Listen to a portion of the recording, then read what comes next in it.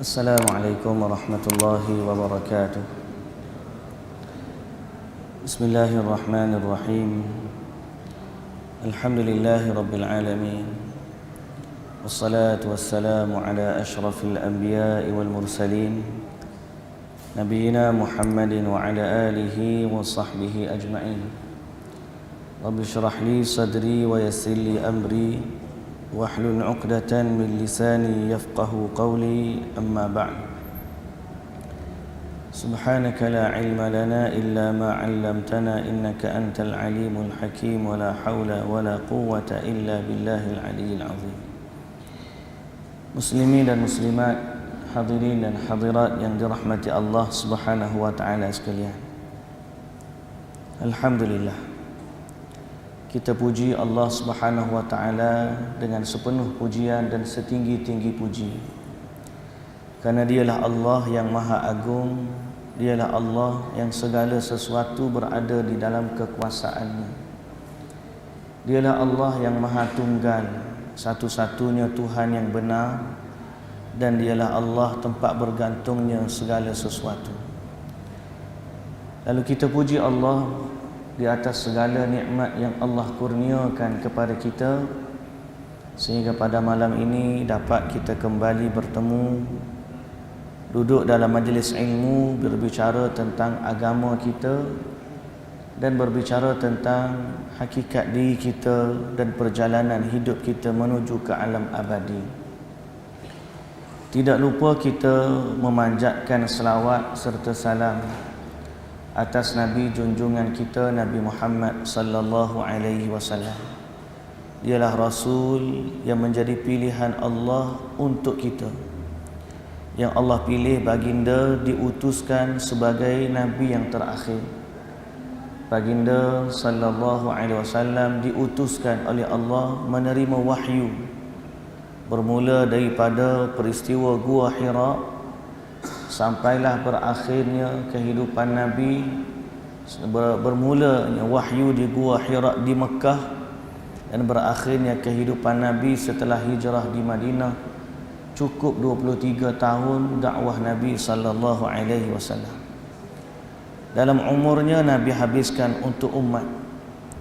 Nabi ajar apa yang Allah wahyukan kepada baginda untuk disampaikan kepada umat, sehingga Nabi terpaksa berjihad.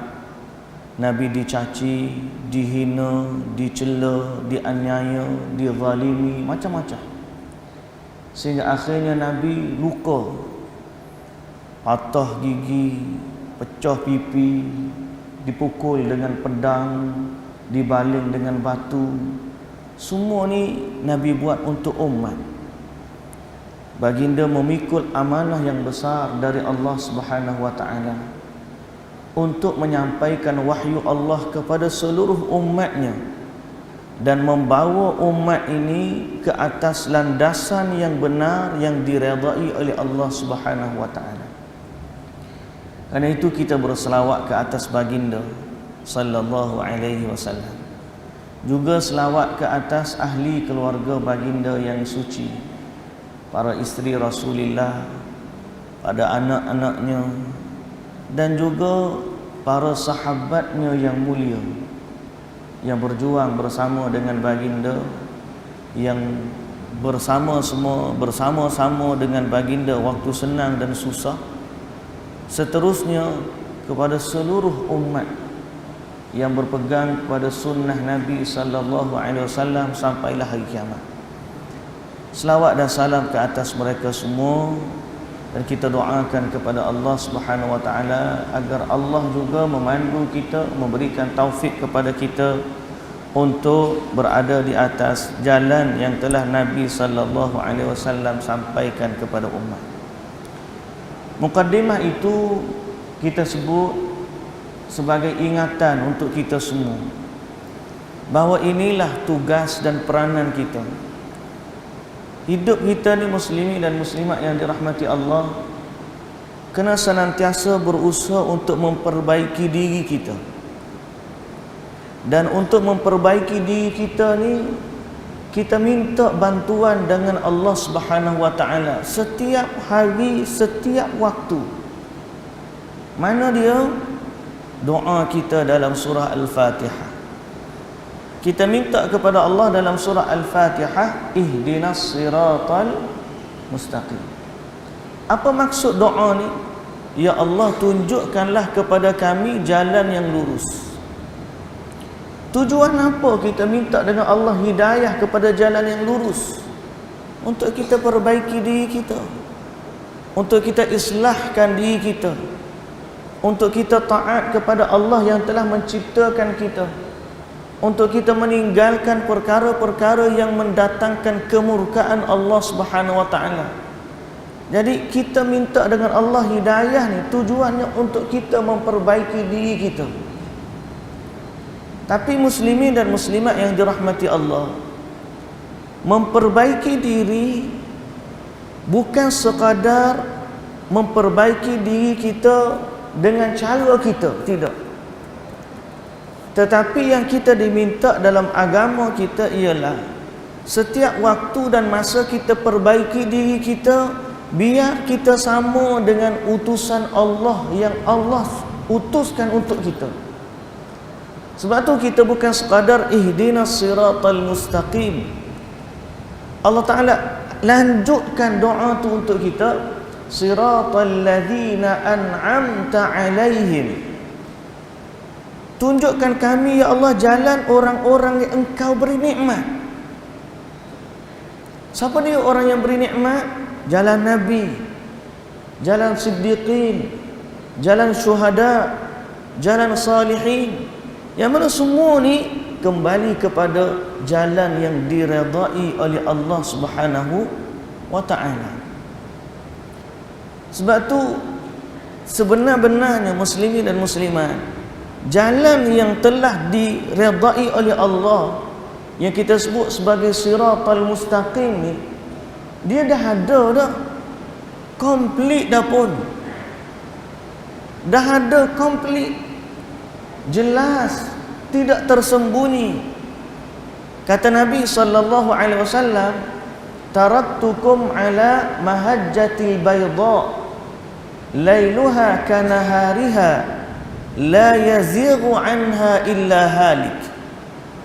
Aku, yakni Nabi sallallahu alaihi wasallam, tinggalkan kamu umat ni ala mahajjatil bayda, di atas landasan yang putih, bersih, lailuha kanahariha, malamnya seperti siang, jelas, la yazighu anha illa halik, tidaklah seseorang menyimpang, melencong daripada jalan yang Nabi dah tinggal, melainkan orang itu binasa. Jadi jalan yang Nabi bawa tu, jalan Nabi sampai jelas dah kat kita. Tinggal lagi muslimin dan muslimat, kita tahu ataupun tidak, kita jumpa ataupun tidak. Dan inilah kerja kita dalam hidup ini, mencari jalan Nabi, mencari jalan hidayah, mencari jalan yang lurus, iaitulah jalan yang Allah Ta'ala wahyukan kepada Nabi sallallahu alaihi wasallam dan Nabi ajarkan kepada umat, yakni termasuklah kita. Sebab itu sekali lagi saya tegaskan, bila kita buat sesuatu dalam hidup ni, kita kena tahu Nabi kita buat macam mana. Dan kita kena amaze, orang putih kata amaze, teruja. Bila kita dapat buat sesuatu tu sama dengan hak Nabi kita buat, dan nak tahu sama ke tidak tu kena ada sanad dia lah. Sanad, kita panggil sanad. Kadang-kadang orang bangga, dia kata sanad serban, dia ada sanad serban. Orang ni kata bangga sebab dia ada sanad. Gapo lagi?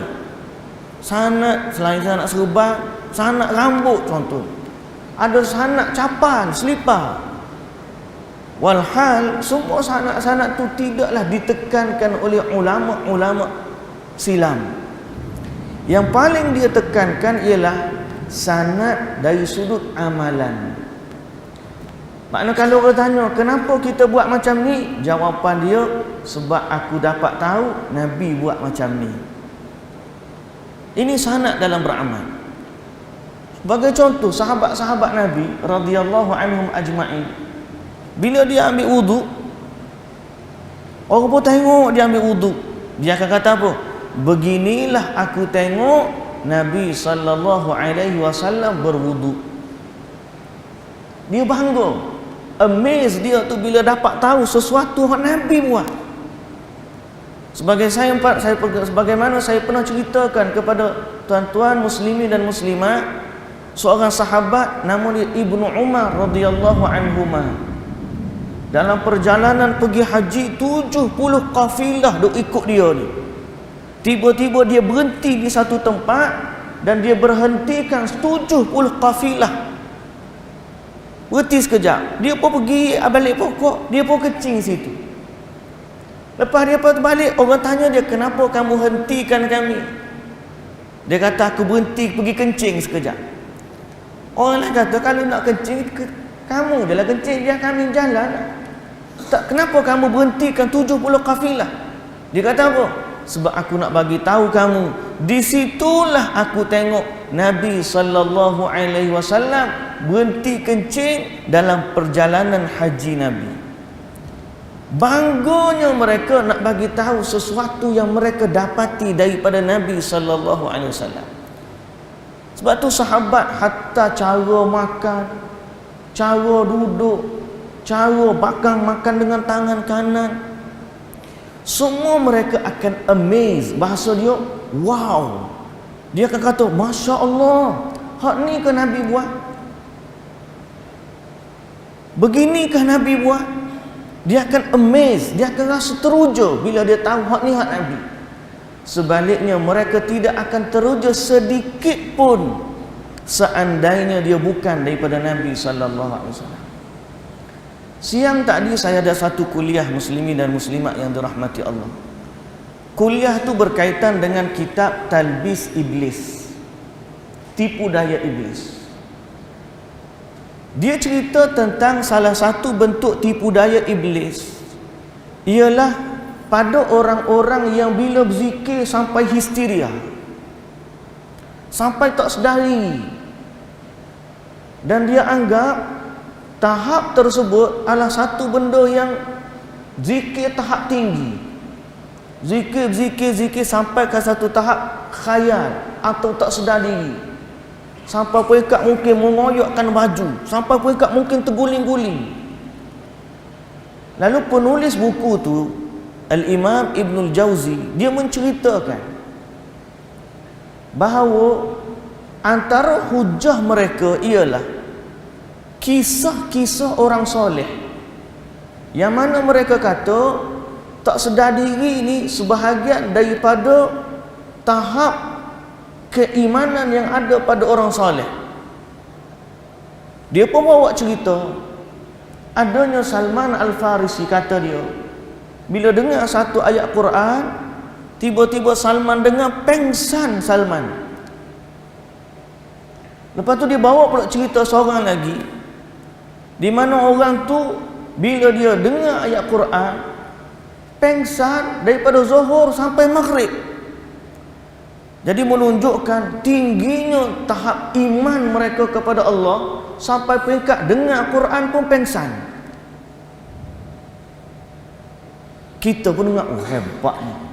Tiba-tiba pengarang tu kata itu termasuk dari tipu daya iblis. Kita pun heran, kenapa? Dia mendatangkan perkataan Sufyan Ats-Tsauri, seorang ulama dari kalangan tabi'in, yang mana Sufyan Ats-Tsauri dia kata apa? Sufyan Ats-Tsauri yang bermanhaj atau yang mengikut perjalanan para ulama-ulama salaf, dia kata perkara tersebut tidak ada diriwayatkan daripada orang-orang terdahulu.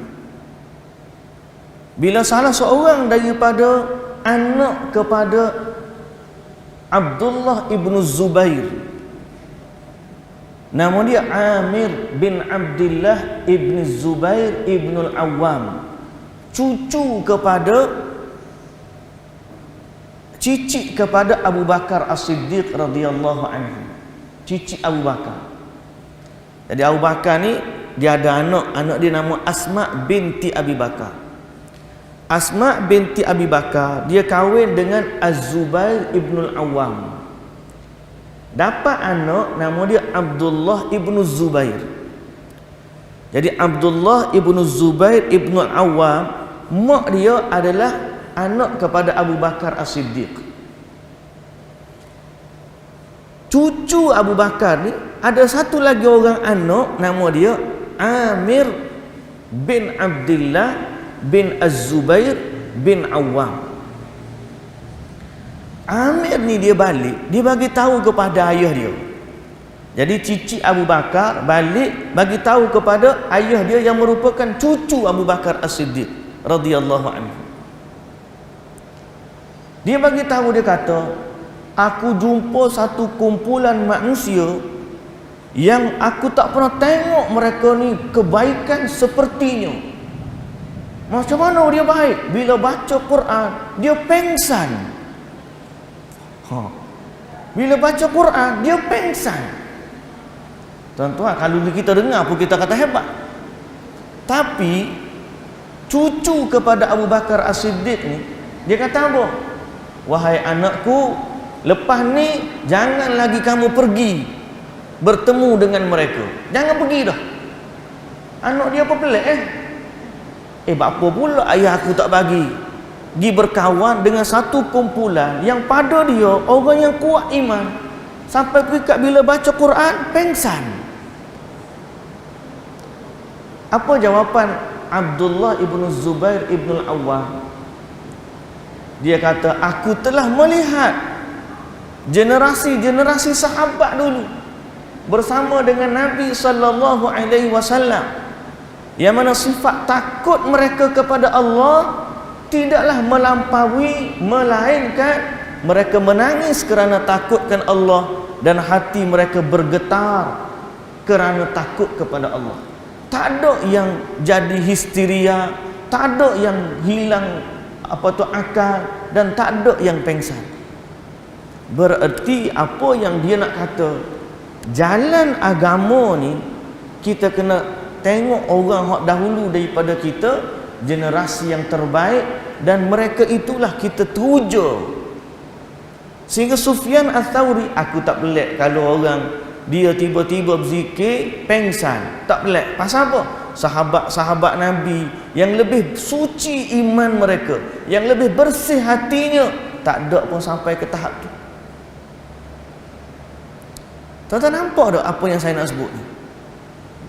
Nak kata bahawa kalau kita nak tahu kayu ukur agama kita yang terbaik, yang tepat, yang benar, maka lihatlah kepada apa yang Nabi sampaikan, dan lihatlah kepada apa yang para sahabat faham dan ambil daripada Nabi sallallahu alaihi wasallam.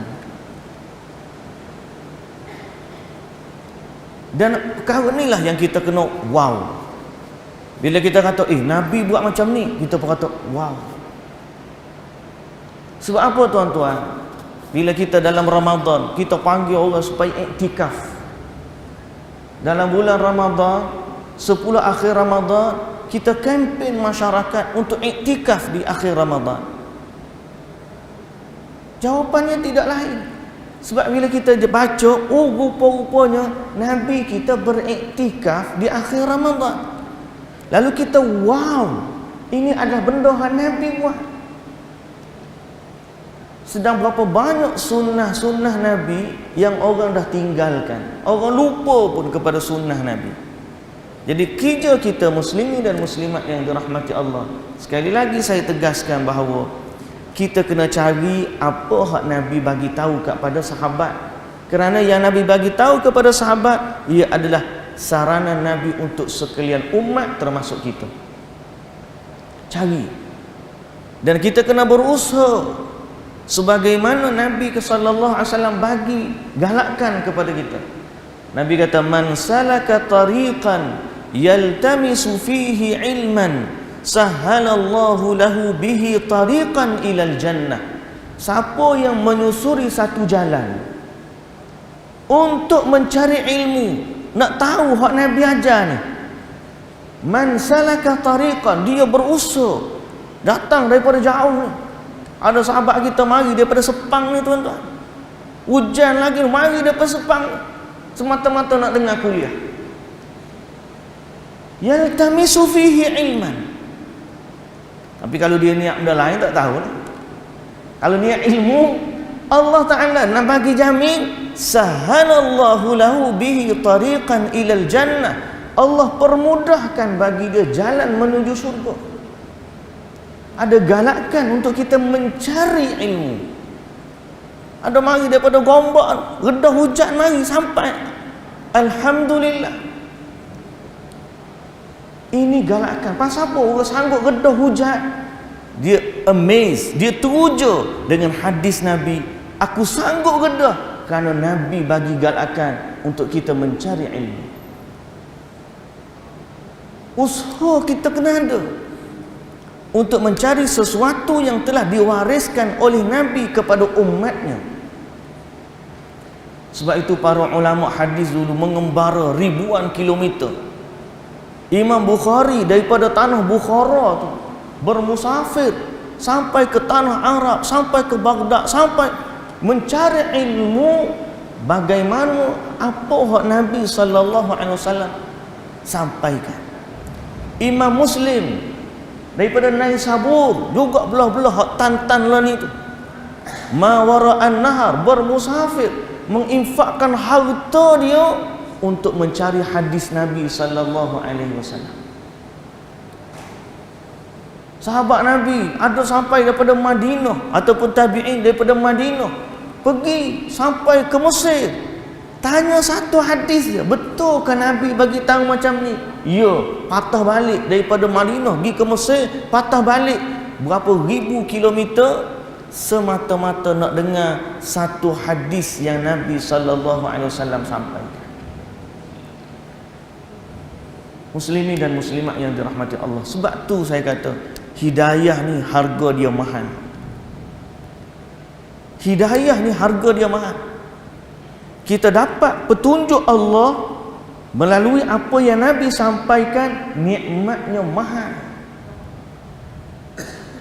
Dan waktulah kita berusaha untuk memahami Al-Quran sebagaimana Nabi bagi tahu kepada sahabatnya. Dan kita berusaha untuk mencari hadis-hadis Nabi yang sahih untuk kita amalkan. Dan alhamdulillah, sepanjang kita duk baca buku kita ni, dan sepanjang kita duk mentafsirkan Al-Quran, kita dah sebut banyak amalan-amalan hadis-hadis Nabi sallallahu alaihi wasallam yang patutnya kita bila dengar benda ni daripada Nabi, wow, inilah yang aku cari selama ni.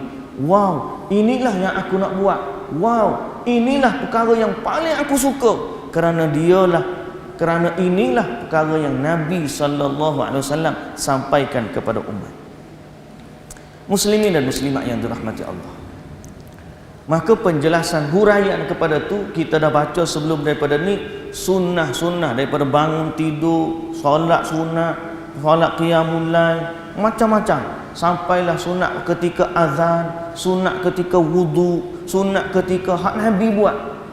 Apa yang Nabi buat lepas bangun tidur, apa yang Nabi buat masa tahajud dia, apa yang Nabi buat masa ambil wudu, apa yang Nabi buat dalam solat, apa yang Nabi buat lepas solat, zikir hak ikut Nabi sepagi, hak Nabi baca waktu petang. Kita dah sebut banyak dah tuan-tuan. Tinggal lagi kita nak buat ke tidak ni. Apakah kita rasa keterujaan? Dulu, zaman dulu, muslimin dan muslimat yang dirahmati Allah, saya nak cerita pengalaman saya sikit. Tidaklah hebat mana, tapi zaman dulu kita hafal Quran. Waktu sekolah menengah lagi, saya ngaji sekolah tahfiz. Masa kita ngaji dulu, kita anggap macam, oh, kita hafal Quran, hebatlah. Zaman dulu pula, zaman tu bukan zaman macam zaman sekarang ni, budak hafiz ramai. Zaman saya dulu tahun 93, Tahun tu Mak Tafiz di Kelantan baru saja ditubuhkan 3 tahun. Maknanya almarhum Tuan Guru Nik Abdul Aziz, lepas dia dapat perintah Kelantan tahun 90. Ikut sejarah dah ni. Bukan nak kempen mana-mana ni, tak ada kaitan dengan mengundi. Tapi saya nak cerita, apabila Tuan Guru dapat pegang kerajaan negeri Kelantan tahun 90, antara benda pertama yang dia buat ialah dia menubuhkan Ma'had Tahfiz mengikut arus perdana. Yang hari ni kita panggil Ma'had Tahfiz Integrasi. Kalau zaman dulu sekolah pondok sekolah kebangsaan. Orang ngaji pondok tak ambil CGSPM. Orang ambil SPM tak ngaji pula pondok. Betul tak? Jadi hak ni masuk universiti ambil jadi lawyer, jadi hakim ke apa. Oh ni jadi ustaz-ustaz kapung, siapa pun ikat nak ambil jawatan pun payah. Apa dia buat? Dua aliran ni digabungkan. Dipanggil sekolah agama ni digabungkan dengan arus perdana. Masa tu kita panggil ni integrasi lah. Kita belajar subjek-subjek bahasa Melayu, bahasa Inggeris, sains, matematik, sejarah. Belajar berlaku. Hak ni pun belajar juga. Banyaklah subjek kena belajar. Tiap-tiap tahun tu hampir kalau budak SPM ambil subjek sebelah, kita dekat sekolah masa tu ambil dekat 20. Kerana subjek SPM pun kita kena belajar, subjek non pun kita belajar. Hak bahasa Arab ni ada lagi lah. Bahasa Arab nahunya, sorofnya, balaghahnya, mutalaahnya, imlaknya, khaknya, kena belajar berlaku. Alhamdulillah, Tok Guru Nik Aziz berjaya membuat sekolah tu wujudlah satu, dia panggil Ma'had Tahfiz Al-Quran. Zaman tu tak ada tu, tak ada. Itu adalah pioneer, antara yang pertama di Malaysia. Hak setahu saya. Ma'had Tahfiz sebelum tu ada, Ma'had Tahfiz di Terengganu, Kubang Bujuk. Tapi dia tak belajar SPM. Ma'had Tahfiz yang kedua ada masa tu, Ma'had Tahfiz Pusat Islam, duduk dekat Masjid Negara. Kemudian sekarang ni dia pindah dekat dengan Batang Kali, nama dia Darul Quran. Tapi Ma'had Tahfiz tu untuk budak lepas SPM. Lepas habis SPM baru masuk Ma'had Tahfiz tu hafal Quran. Maknanya dia tak ambil serentak, dia habis SPM dulu, kemudian baru dia hafal Quran. Tapi buah fikiran Tuan Guru Nik Aziz ni, dia gabungkan, makna kita dah belajar hafal Quran, dalam masa yang sama kita belajar subjek-subjek arus perdana, dalam masa yang sama kita belajar subjek-subjek sekolah agama, bermula daripada kita tingkatan 1 lagi. Tingkatan 1 belajar, alhamdulillah hafiz Quran. Tingkatan 5 ambil SPM, berjaya, alhamdulillah. Lepas tu tingkatan 6 pergi sambung ambil diploma dekat dengan Darul Quran di Batang Kali tu, dapat lagi CG diploma, alhamdulillah. Masa tu kita pun rasa okey dah ni, apa lagi kita boleh jadi tok imam, boleh jadi macam-macam. Takdir Allah, saya dapat sambung belajar di Madinah. Madinah ni bumi Rasulullah sallallahu alaihi wasallam. Masa tu kita tak begitu nampak sangat lagi betapa agungnya kehidupan Nabi sebagai karakter Nabi, contoh teladan. Sampailah bila tahun pertama saya belajar bahasa Arab dulu setahun. Masuk tahun kedua, takdir Allah, saya dipilih atau diletakkan dalam kuliah hadis. Kuliah hadis. Kita tak nak masa tu, sebab kita nak masuk kuliah Quran. Tapi qadar Allah, takdir Allah, masuklah juga dalam kuliah hadis. Maka disitulah bermulanya akhir sekali kita tengok bahawa banyak lagi kehidupan Nabi ni yang kita belum lagi jumpa. Kita masa ni lah, ulama-ulama dah jumpa dah. Bila kita baca Sahih Bukhari, kita baca Sahih Muslim, kita baca Sunan At-Tirmizi, hadis-hadis yang menunjukkan kehidupan Nabi ni macam mana. Dan bermula daripada itu, kita rasa teruja, amazing, betapa begini rupanya kehidupan Nabi. Sejak daripada Nabi bangun tidur, kita boleh tahu Nabi buat macam mana, Nabi makan macam mana, Nabi berkawan macam mana, Nabi buat haji macam mana, Nabi salat macam mana, Nabi zikir macam mana, Nabi, semua bentuk kehidupan Nabi A sampai Z, semua dah ada dalam kitab hadis. Bila kita jumpa, wow, kita rasa teruja. Kalau macam ni lah punya hadis Nabi dah ada, maka selayaknya bagi kita umat ini mesti kita mengikuti Nabi seinci demi seinci, sejengkal demi sejengkal, selangkah demi selangkah, sehingga daripada hujung rambut sampai hujung kaki kita boleh untuk mengikuti Nabi sallallahu alaihi wasallam. Tapi dengan satu syarat, kita kena mencari apa yang Nabi buat, belajar. Batu muslimin dan muslimat yang dirahmati Allah, hak kita dah baca selama ni ke arah itulah dia. Cuma nak bagi semua sekali dalam satu masa tak cukup. Kita hanya boleh ambil sedikit-sedikit. Ni pun kita guna satu silibus 1000 sunnah sehari semalam, hanya ambil beberapa sunnah yang kita mampu buat.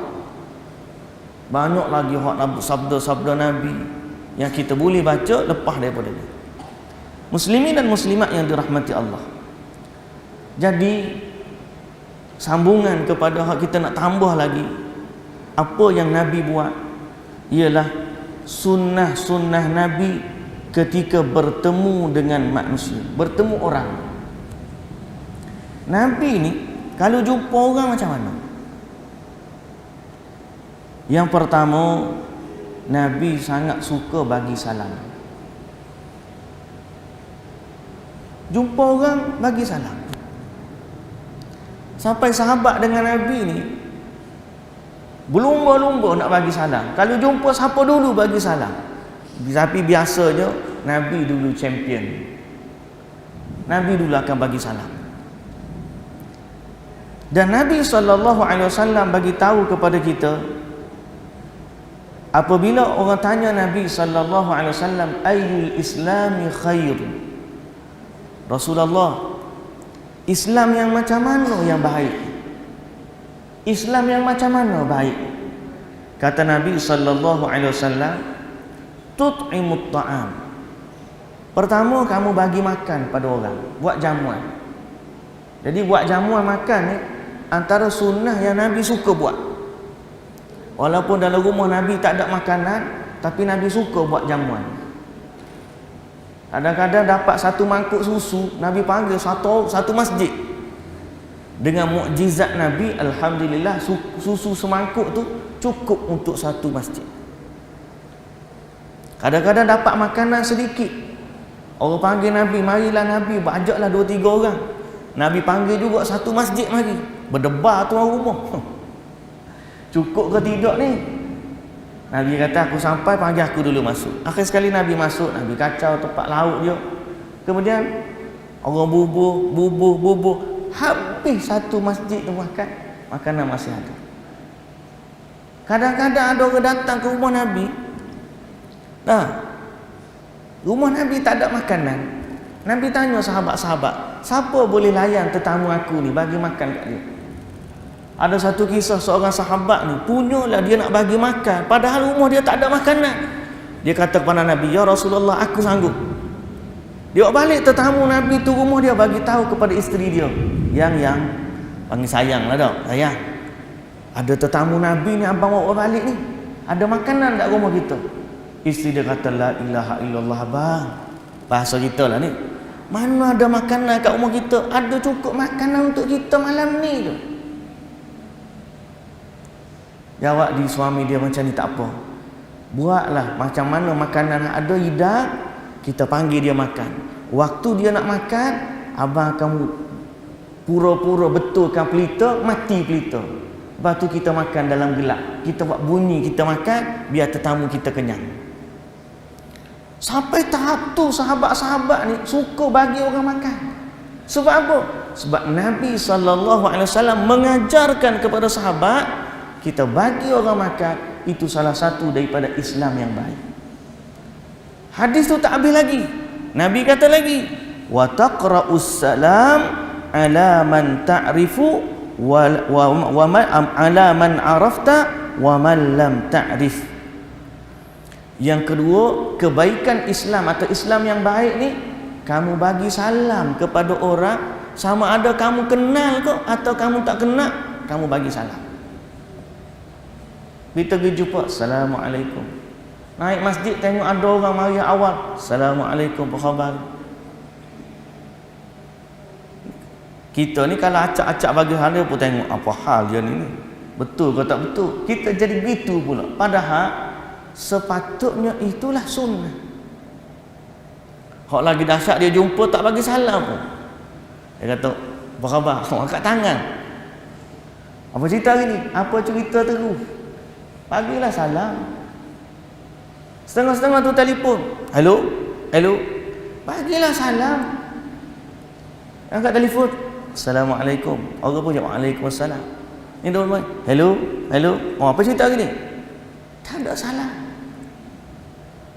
Sedangkan salam ni satu sunnah yang sangat-sangat besar dalam agama kita. Bila orang tanya Nabi, apa benda dalam Islam ni kebaikan dia? Nabi kata, kamu bagi orang makan dan kamu bagi salam kepada orang yang kamu kenal dan orang yang kamu tak kenal. Boleh tak kita hari ni kita rasa wow benda ni? Wow. Nabi ajar macam ni. Lepas daripada ni, aku kalau jumpa orang, aku nak bagi salam. Itulah sepatutnya. Lepas ni nak ubah dah tabiat. Kalau angkat telefon tak nak dah. Hello? Tak nak dah. Pasal angkat telefon, Assalamualaikum. Kita kan Nabi kata, orang kenal pun dia kata Assalamualaikum, orang tak kenal pun dia cakap Assalamualaikum. Ni nombor siapa ni aku tak kenal. Nombor hak kita kenal, oh ni orang Islam. Hello, Assalamualaikum. Kalau kita beramal dengan sunnah Nabi dah, skamer telefon pun, hello, Assalamualaikum. Assalamualaikum juga. Skamer pun Assalamualaikum. Tak apalah, dia tipu kita, tapi kita dapat pahala bagi salam. Betul tak? Dia skamer, kita bagi salam, kita dapat pahala ke tak? Dapat. Orang kata, kenapa bagi salam pada skamer? Mana aku tahu. Nabi suruh bagi salam pada orang yang kamu kenal dan orang kamu tak kenal. Dah aku tak kenal dia skamer, aku bagi salam, tak ada masalah. Dapat pahala tak dapat pahala? Dapat pahala. Kita tiba-tiba bagi salam, tengok-tengok, oh bukan orang Islam, ingat orang Islam, muka macam orang Islam. Bagi salam. Saya pergi kat kampung orang asli, dekat pos kemah Gerik.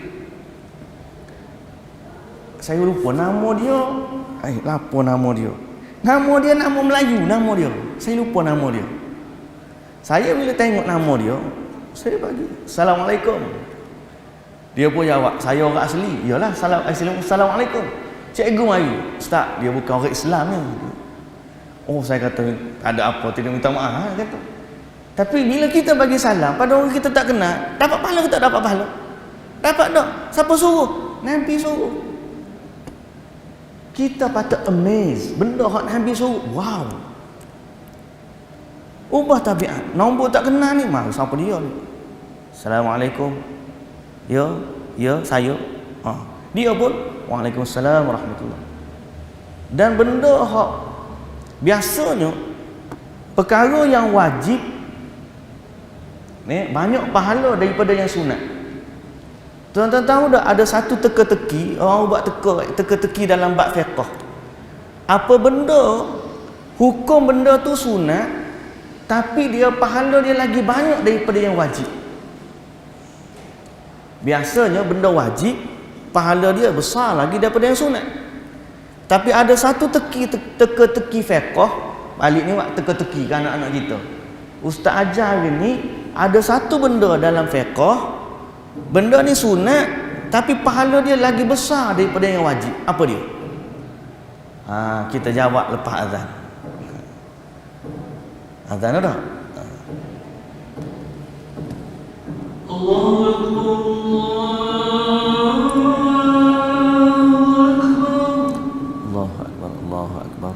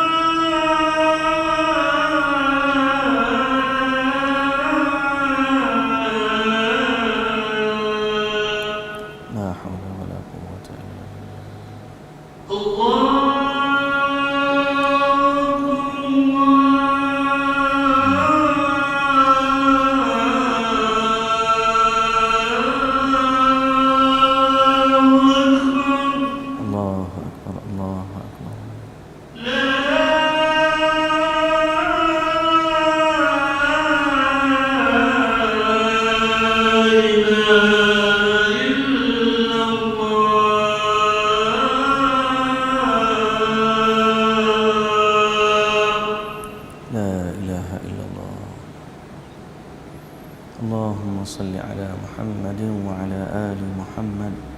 Allahumma rabb hadhihi ad-da'wati at-tammah was-salati al-qa'imah ati Muhammadan al-wasilata wal-fadilah wa ba'ath maqaman mahmudan alladhi. Baik, muslimin dan muslimat yang dirahmati Allah Subhanahu wa taala. Teka-teki kita tadi jawapan dia apa? Jawapan dia bagi salam. Bagi salam. Sebab hukum memberi salam sunat. Tapi bila orang bagi salam kat kita, jawab salam tu hukumnya wajib. Tapi dari sudut pahala, yang bagi salam tu pahala lagi banyak daripada yang jawab salam. Hukum memberi salam sunat, tapi jawab salam hukumnya wajib. Tapi dari sudut pahala, memberi salam yang sunat tu pahala dia lagi banyak daripada yang jawab. Banyak mana? Okey. Kata Nabi sallallahu alaihi wasallam dalam satu hadis yang diriwayatkan oleh Imam Abu Daud dan juga At-Tirmizi dan darjatnya hasan, dakhala rajulun 'ala ar-rasul sallallahu alaihi wasallam faqala assalamu alaikum faradda alaihi thumma jalas faqala sallallahu alaihi wasallam ashar. Seorang lelaki dia masuk jumpa Nabi. Bila dia masuk, Nabi kata assalamualaikum warahmatullah. Dia pun jawab salam, kemudian dia duduk. Nabi pun kata 10. Nabi kata. Tak lama kemudian datang seorang lagi. Bila masuk, Nabi kata assalamualaikum. Kawan tu pun jawab waalaikumsalam. Lepas tu dia duduk. Nabi pun kata 20. Tak lama kemudian, hadis ni hadis riwayat Abu Daud dan juga At-Tirmidzi. Bukan cerita saja-saja, memang hadis Nabi. Tiba-tiba seorang lagi lelaki masuk, Nabi bagi salam kat dia. Assalamualaikum. Dia pun jawab salam, dia pun duduk. Nabi pun kata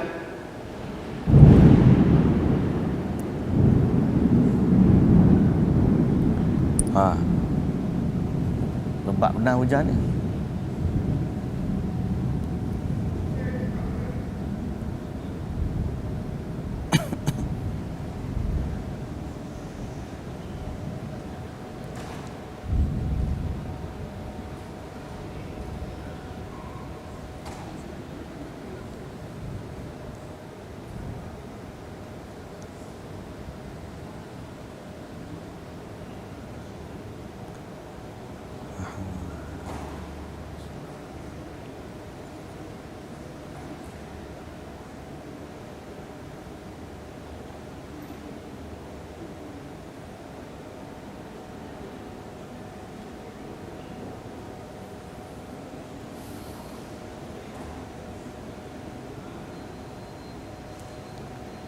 Okey.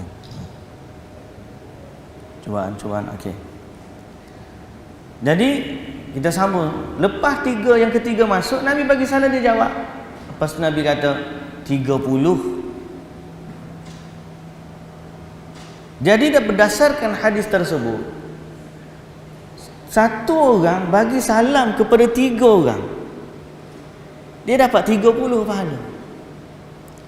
Siapa bagi salam, dia dapat 10 kebaikan lebih daripada orang yang jawab salam.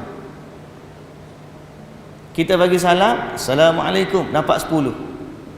Dia jawab salam, waalaikumsalam, dapat 1 kebaikan. 1 kebaikan dia pun digali ganda dengan 10. Dalam kaedah agama gitu, 1 kebaikan diganda 10. Kalau 10 kebaikan diganda 10, dapat 100. So, setiap kali kita bagi salam pada orang, kita dapat 10 pahala. 10 dikali ganda pula dengan 10, 100. Kalau kita bagi salam kepada 10 orang, berapa? Sebab tu kita berebut bagi salam. Cikgu-cikgu kalau masuk kelas, dia faham. Anak murid bangun. Hari ni cikgu nak bagi salam. Assalamualaikum warahmatullahi wabarakatuh. Pasal dari sudut sunnah, orang yang datang, dia patut yang bagi salam. Orang yang berjalan, dia yang bagi salam kepada orang yang duduk. Orang yang berdiri, dia bagi salam pada orang duduk. Okey? Siapa dia berjalan, dia tengok ada orang duduk-duduk dia hak mari. Dia datang, dia yang bagi salam. Assalamualaikum warahmatullahi. Orang tu pun, waalaikumsalam. Ataupun orang yang duduk, tiba-tiba dia berdiri, dia tengok duduk. Assalamualaikum warahmatullahi. Jadi kalau ikut sunnahnya, cikgu masuk kelas, cikgu bagi salam. Tapi mungkin sebab nak ajar anak murid, dia bagi salam kepada cikgu. Sebetulnya kita kata assalamualaikum warahmatullahi wabarakatuh. Murid ada 40 orang. 40 ni 10 berapa banyak kita dapat. Semoga Allah Ta'ala menjadikan kita orang beramal dengan sunnah Nabi. Sunnah yang kecil ni tuan-tuan. Allahu Akbar. Kalau tuan-tuan nak dapat pahala, mari duduk awal, duduk tepi tangga. Orang nak mari masjid, assalamualaikum. Seorang mari, assalamualaikum. Duduk di wakaf depan tu kan. Assalamualaikum. Tapi jangan sampai komak duduk situ lagi. Sampai azan masuk kan. Dah awal apa dia mari awal. Assalamualaikum. Assalamualaikum. 10 orang mari. Kalau setiap waktu 10 orang kita bagi salam, berapa banyak dah pahala salam kita saja. Kalau 10 kali kita angkat telefon, Assalamualaikum warahmatullahi wabarakatuh. Assalamualaikum. Assalamualaikum. Berapa banyak dah pahala salam. Inilah kelebihan orang yang mencintai sunnah Nabi sallallahu alaihi wasallam. Dan sepatutnya kita rasa amazed. Saya suka guna kalimah amazed, maknanya kita teruja. Wow, kalau macam ni lah sunnah Nabi, aku nak buat. Sebab apa? Pahala pada sunnah ni terlalu besar. Boleh tak muslimin dan muslimat yang dirahmati Allah, kita ubah sikit tabiat kita daripada hello pergi kepada assalamualaikum. Jadi saya pun akhiri kuliah pada malam ni dengan subhanakallahumma wa bihamdika asyhadu an la ilaha illa anta astaghfiruka wa atubu ilaik. Assalamualaikum warahmatullahi wabarakatuh.